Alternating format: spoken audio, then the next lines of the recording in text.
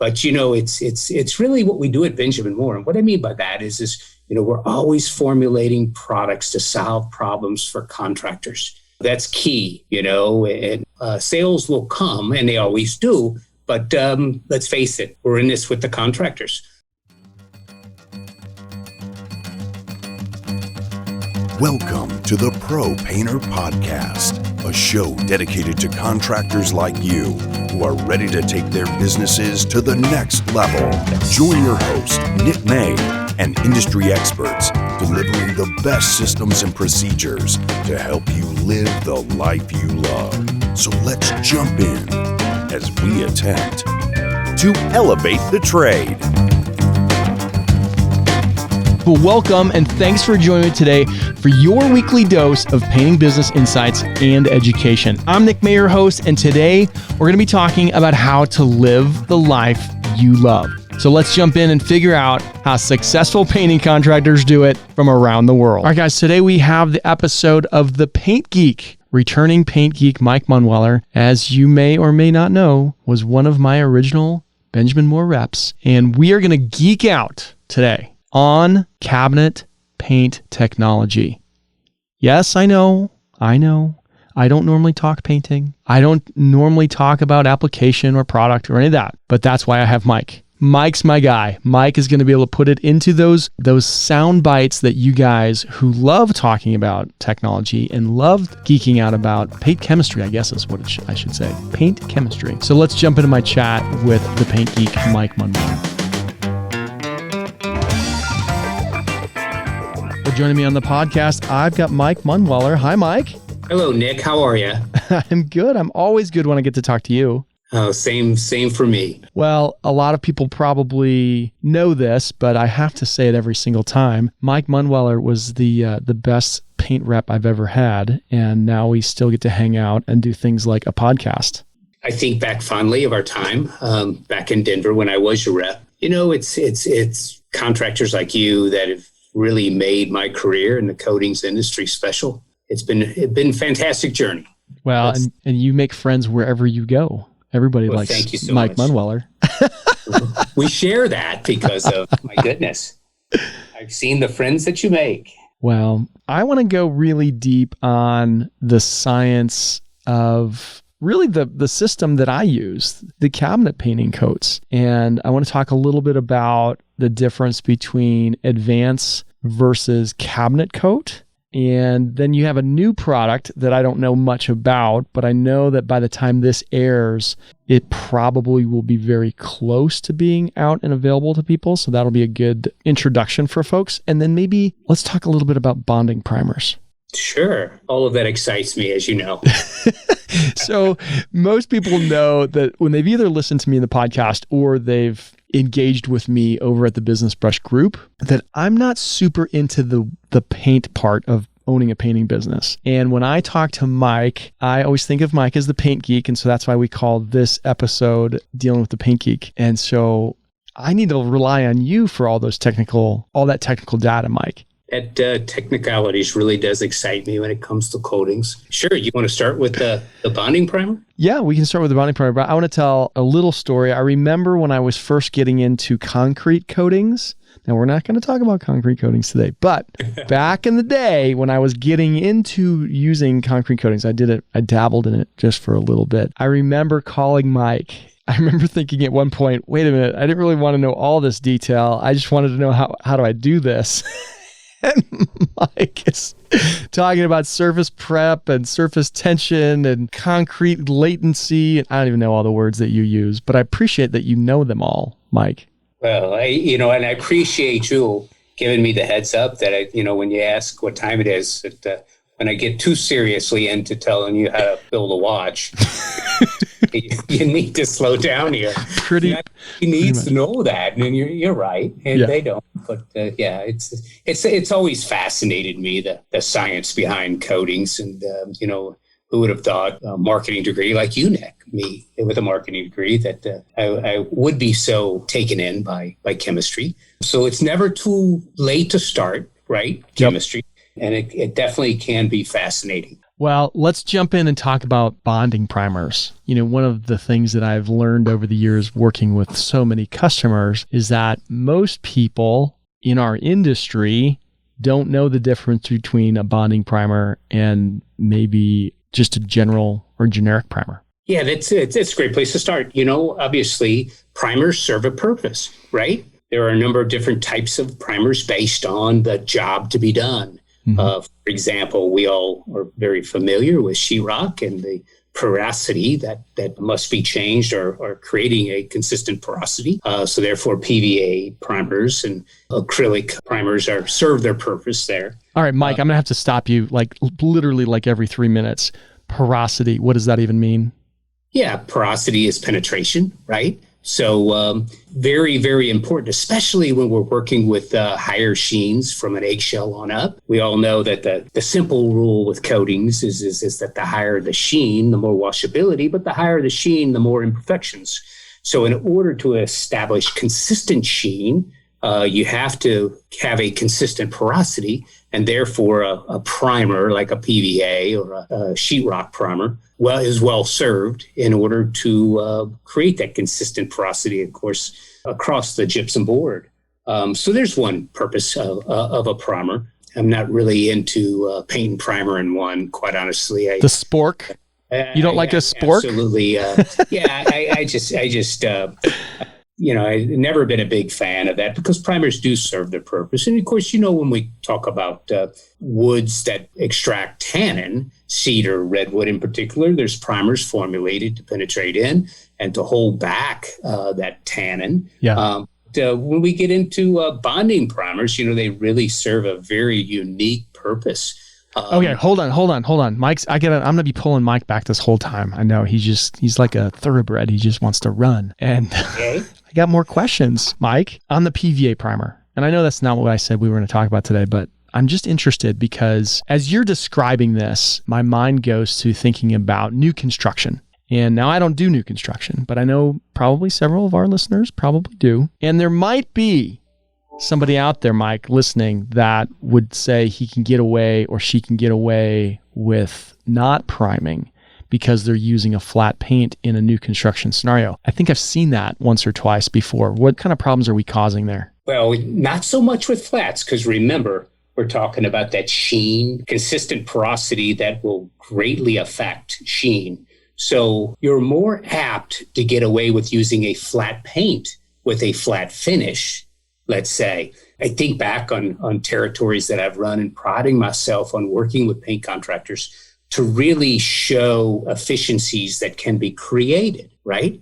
So sure, could you take a mid to top grade top coat and serve as a primer? Sure, you could, but I got to tell you, if I'm going to create an efficiency for a contractor, I would say we're probably going to be more cost effective if we use a PVA or use a sheetrock primer to seal that, because let's face it, that particular product is going to wick into the panel, the drywall panel, into the paper. So let's do that with a more economical PVA, latex primer type, and save the top coat. May sound strange, someone who's had a long career in sales.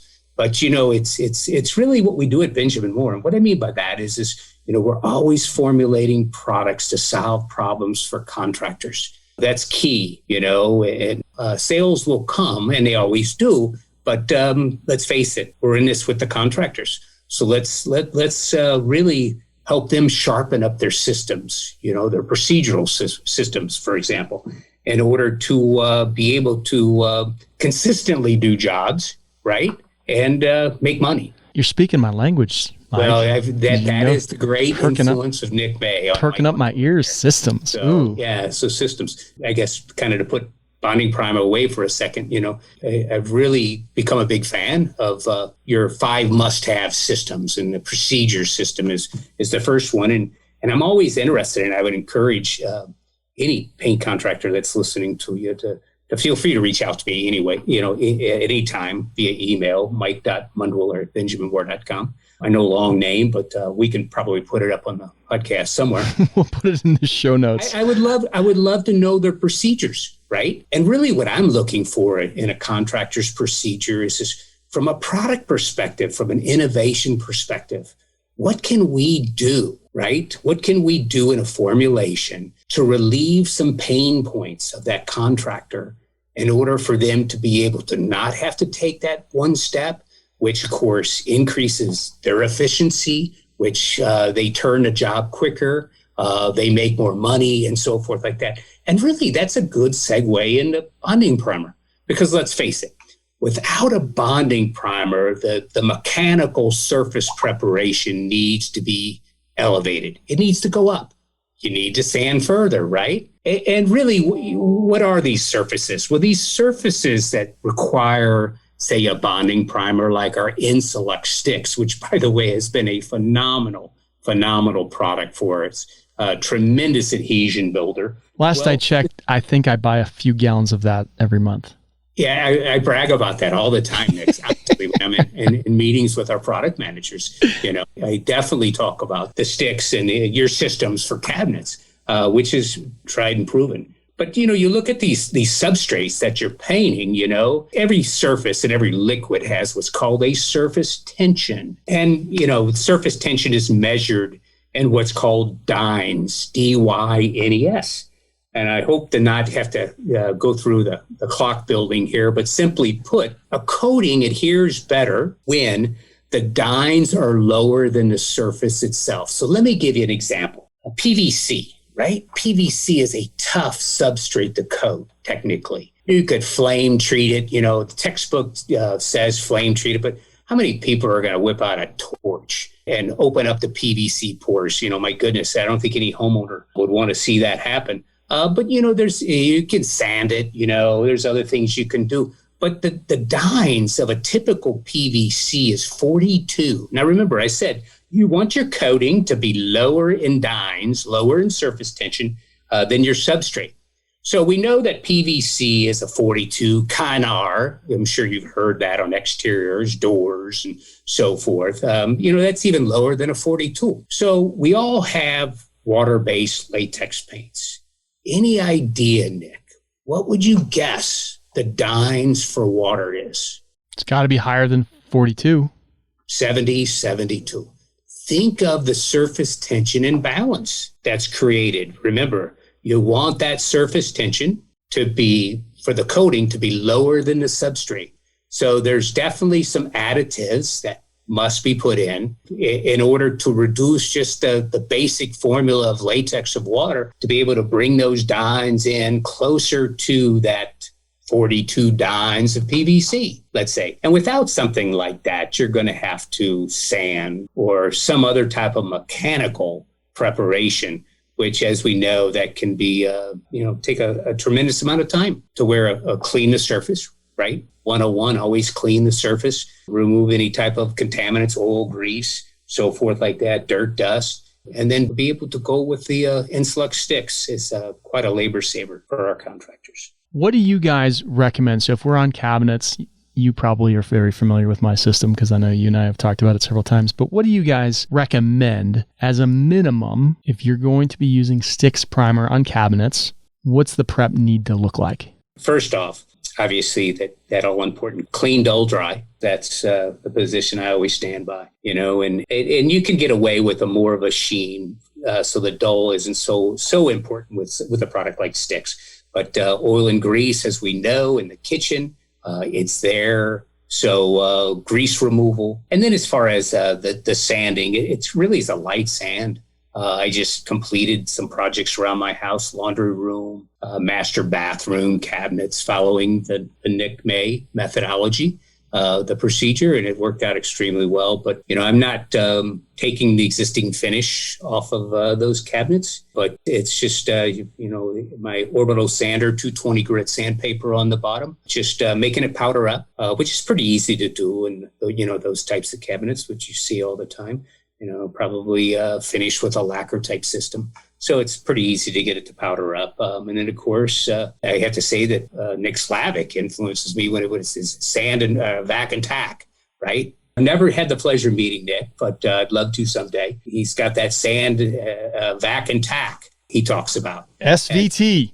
Yeah, that is a great schedule to follow when he talks about that. So, once again, I'm cleaning them well and hitting it with some 220. I'm not taking it down to bare wood. Stand back attack, as Nick says, and then turn around and I'm ready to put my first coat of sticks on there. So I feel like I got to come to a confession, because there's a step that you just said that we don't do, but it's because I believe that one of our steps takes care of it. And it sounds like you're doing double work, but maybe I'm mistaken, Mike. We do not clean first. The first step we do is a buff sand, like you said, very light.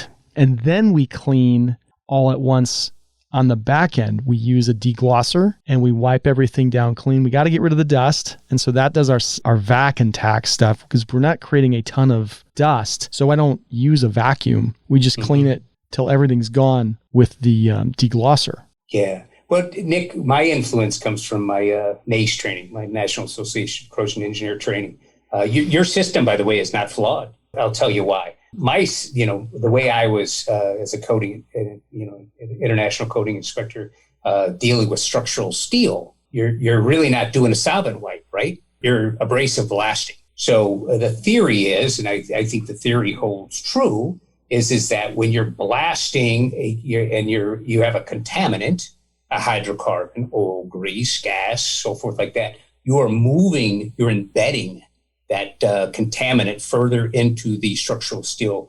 Now, granted, we're into the world of wood, right, in these questions. And, once again, without the glosser step of that, which is probably a solvent, sanding will just move the contaminant around. Sanding will not remove the contaminant. So my step one is to clean, and therefore I'm rid, hopefully, of the hydrocarbon, the oil, grease, gas, and so forth. And by the way, a good test to run, as I speak of NACE and my training with NACE is that... What is NACE? What is NACE? We should probably define that. National Association of Corrosion Engineers, which, by the way, they just merged with SSPC.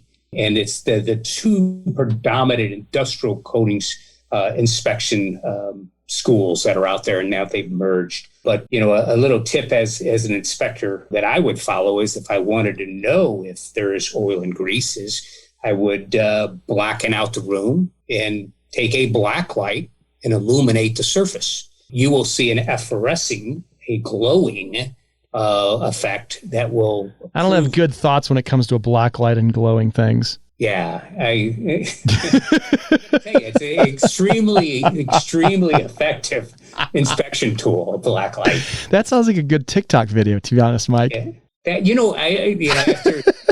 After the Crank was fantastic last week, and I've been thinking ever since Gary V's webinar of what can I do on TikTok, and you're right. You beat me to the punch on this one. I think it's all you and the dark room and the black light. It's just tough because we're usually in the houses in the middle of the day, and there's all sorts of light inside of a kitchen. There's always a closet, right? Take the door off, go into the closet. Oh yeah, we can do that in our trailer. We could check our doors in there with the black light. That could be something fun that we do, actually. Yeah. Always interesting. Just a good simple test to run. Not needed if you have good procedures, right? You've got good procedures. So you're coming back in with a solvent wipe, right? Yep. Mm-hmm. And that's where you're removing. And of course, the difference between blasting abrasively, versus sanding is you're definitely going to embed a contamination with a blast versus sand. All right. So, I want to go down a little bit of a road that might get me to be not the favorite person in the room. I don't know. Not with you, but with other people. Because we've just been talking about doing a light buff sand, right? And many people in our industry, there are many people that are on this bandwagon. They aggressively sand cabinets. I've seen the videos. I have seen in shops. Literally taking it down to bare wood. What problems are we causing when we do that? Yeah, well, obviously, big problem on inefficiency, right? Yeah. Time that it takes, overkill. Let's say, Nick, it's really overkill. Now, I can see a point, and goodness, one of these days I'm going to get the win for you. What I mean is your great idea about a new product, as far as the oak cabinets, right? Oh, we can't let that cat out of the bag yet. I won't go any further, but all I'll say is I can't wait till that hits the market, and then I get to say something. When you're establishing that expectation with your customer on the final appearance, right? And the frustration of that open grain oak, and maybe the expectation wasn't set at the level it needed to be set, and then the customer saying, all about expectations, really, Mike. I really wanted it to be smooth, Now, obviously, sanding could help with that, right? Wouldn't it be more cost effective to say, put in a bid of replacement in the maple doors, so therefore you still have the quicker, more efficient procedure, your cabinets to deliver on your customers' expectations? I think so. If we sand too much, are there any other problems that we can cause? Obviously, the thickness of the wood plays into that too. I know we're talking probably solid doors. Yeah, solid. Say laminate type doors, right? To where you've got the thinner layer of laminate on there. Other than the delamination of the laminate itself, I really don't see any major structural problems if you're doing it. I see the problems really being more centered around the inefficiency and the overkill, in time and so forth like that. Hello, and welcome to today's More Marketing Minute. I'm Damon Naj. Anybody listening to this podcast probably already knows how incredibly important a good review can be. Reputation and credibility, never mind all the internet cachet that comes with having a few dozen great reviews on Google. But how do we collect those good reviews to begin with? One of the most frequently missed opportunities we see at IMA is ignoring that crucial moment at the end of a project when someone is at their happiest. The project is concluded. The space looks great. Headaches are over. Dreams have become reality. This moment, this exact magic moment, is when they want to tell their friends. It's when they're going to take pictures and post them to Facebook or Instagram. It's this moment where you most want to seize your opportunity. Have a small card or equivalent material with a link or a QR code that points them back to Google Reviews or your website. Make sure they have your company's social info so they can tag you in the photos they upload. Or even come up with a fun hashtag that's unique and appropriate for your business. Walls by Design has even gone so far as to incentivize team members to ask for a review at the end of a project. They get a small bonus if they're mentioned by name. Don't get too pushy, of course, but don't let the moment sail by either. It's a natural, cost-free way to grow your review volume when your customer's most likely to want to sing your praises. Everybody wins. That was the More Marketing Minute on the Pro Painter Podcast, brought to you by Benjamin Moore. Paint like no other. Has anybody ever talked to you about tannins coming out of the wood more? Oh, sure. Because that's one of the major reasons. I mean, it's the inefficiency that you just said. But the other thing for us is we don't want to release those tannins that are in the wood. They're already sealed in. And by doing a light buff sand, we're just scratching that surface and we still have that barrier in there. When we used to, because we tried it. I mean, we were, in early days, we tried everything, Mike. You probably got too many phone calls from me back in the day. But we learned that the less we sanded, the less problem we had with those tannins, coming out. And then we had to do not only our bonding primer, but now we got to figure out, okay, what stain blocking primer should we be using? Mm-hmm. Yeah, definitely. But, my only hesitation there is the fact that even me personally, when I've really done, say, let's call it a scuff sand, I've released, unfortunately, the tannins at times. Yes, you are more apt. Right, just more apt. More apt to experience in the tannin bleed. The more you sand, sure. But subsequently, I've even seen it on a scuff sand type of situation. How many coats do you guys usually recommend for bonding primer? Just one? Yes, one will definitely do the job. If it's filling capabilities, I could see a second coat, right? I've always been very successful with one coat. Any advantage of doing two? Other than the fill capabilities, right? Making sure that inspections for holidays, low spots, things like that. But I do not see a great advantage by doing two coats of primer in that particular case. All right. So once we've got everything primed with our bonding primer, now we're going to go on to our finish coats. What do we need to know as we move from one type of product to another? Yeah. What's your preference, right? Well, first, let's be customer centric here. Let's look at what you believe that customer wants.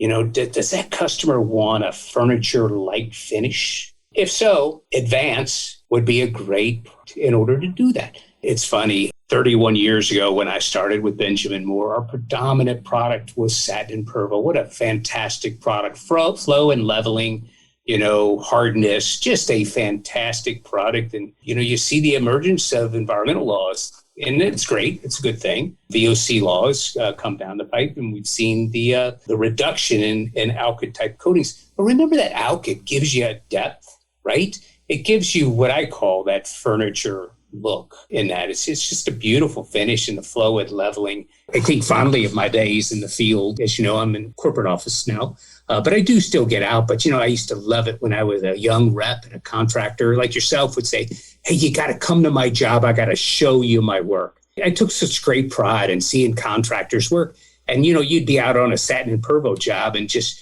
hey, feel this, look at how it looks. Look how it feels. It's just such great pride that the contractors I work with had on their systems, and not just the product, but on the overall systems, which was always fantastic. Well, oil still gives that, naturally with our product, our Advance, right? A waterborne alkyd. It still gives you that. It's the closest to one of the old-fashioned oils that are out there. You get that furniture type finish. You get that flow and leveling characteristics that really can be pleasing to your customer. But then there's the other side of it too, being it as close to an alkyd, your recoat time is a little bit longer. We know that, the advantage is of acrylics is they dry quick and quick recoat times. So we offer another product, and that's our Insulux Cabinet Coat, which is an acrylic type product that can speed up your production. We also do have a third product. It's in our Coronado line, our Supercoat 5000 acrylic alkyd. Now, what's important about acrylic alkyd is that's really on the other side, more towards the acrylic versus the alkyd. So naturally, Advance is the closest thing to an alkyd, the old-fashioned alkyds. Supercoat 5000 is really on the side of the acrylics, and of course, Cabinet Coat is on the side of the acrylics.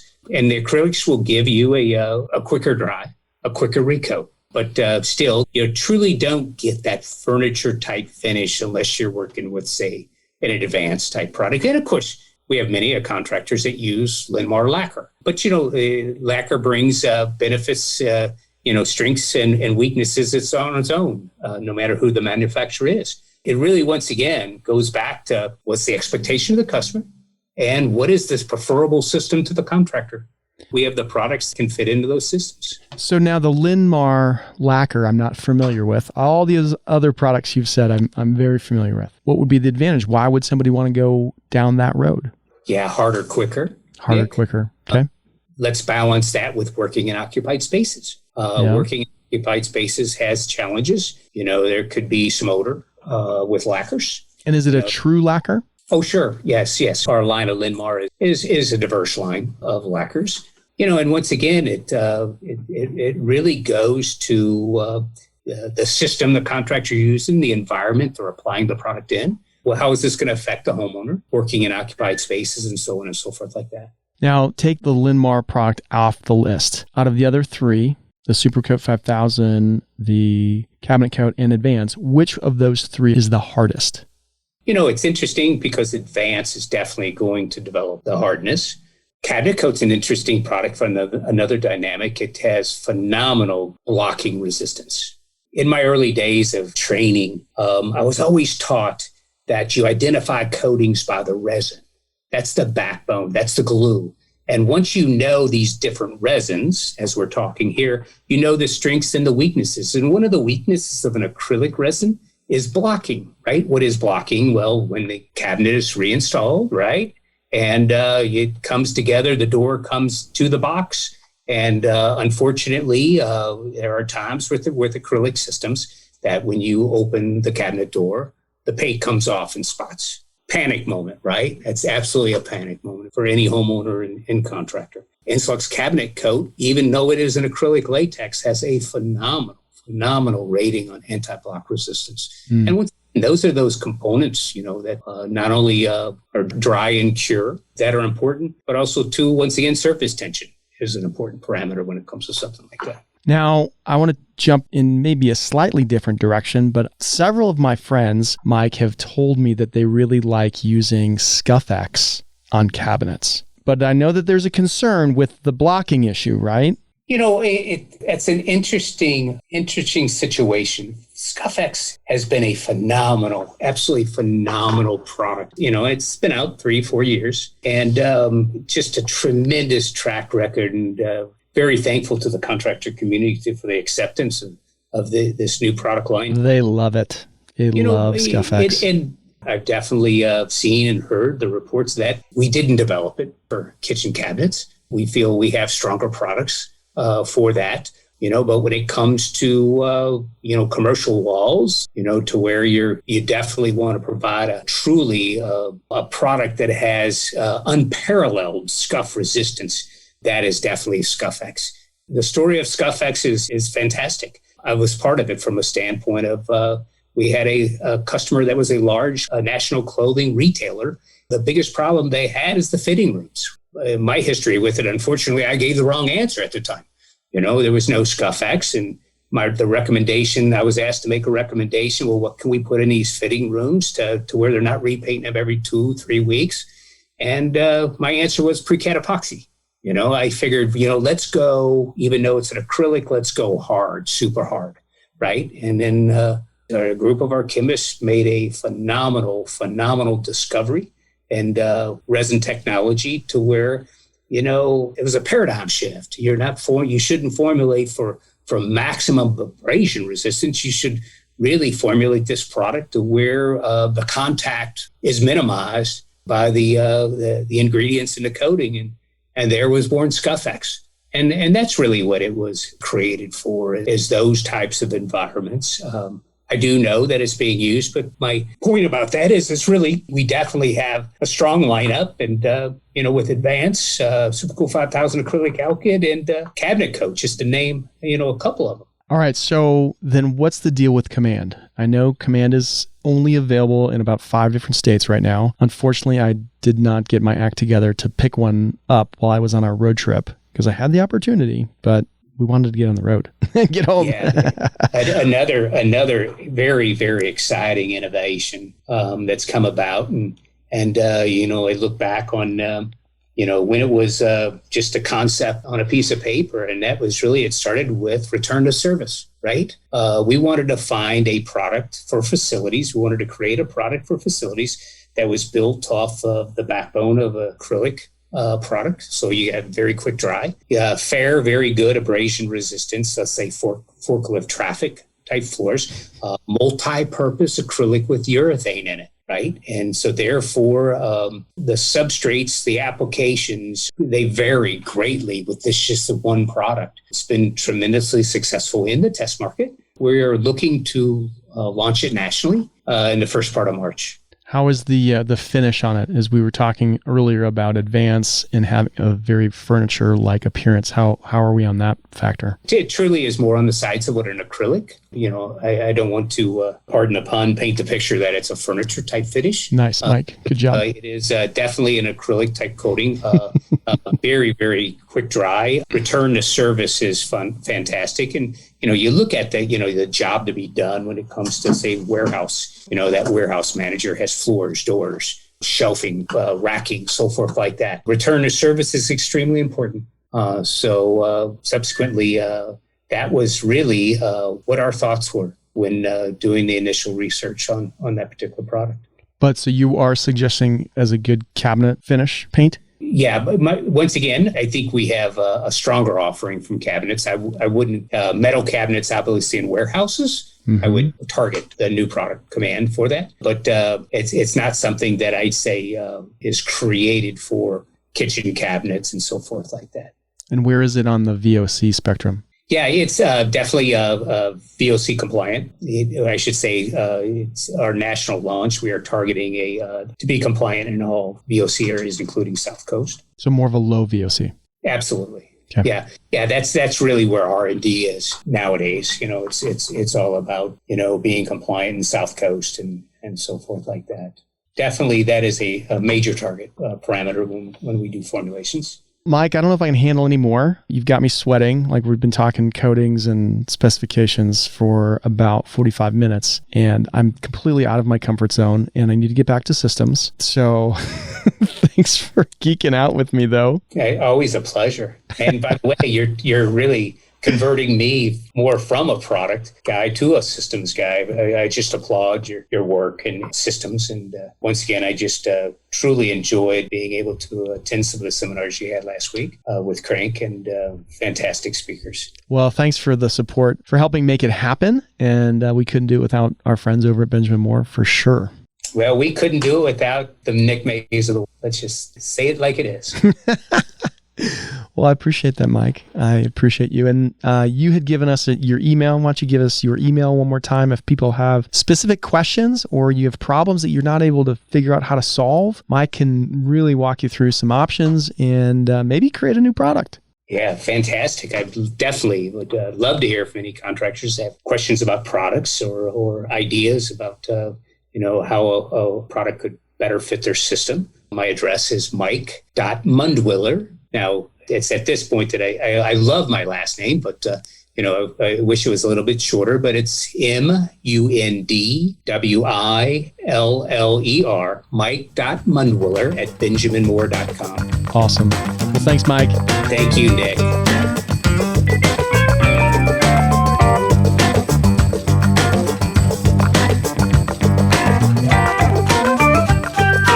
So I think I held my own fairly well with Mike. I had good questions. I knew what he was talking about most of the way. I did have to stop quite frequently in the beginning to get clarifying questions, but that wasn't just for my benefit. It was for your benefit. I hope you learned something about cabinet painting and all the different options that Benjamin Moore has. I know you could look at this episode as one big commercial, but you could also look at it as a learning lesson about paint technology just on one manufacturer's side. Hey guys, thanks for joining me today. I'm Nick Mayer, host, reminding you to live the life you love. See you next time.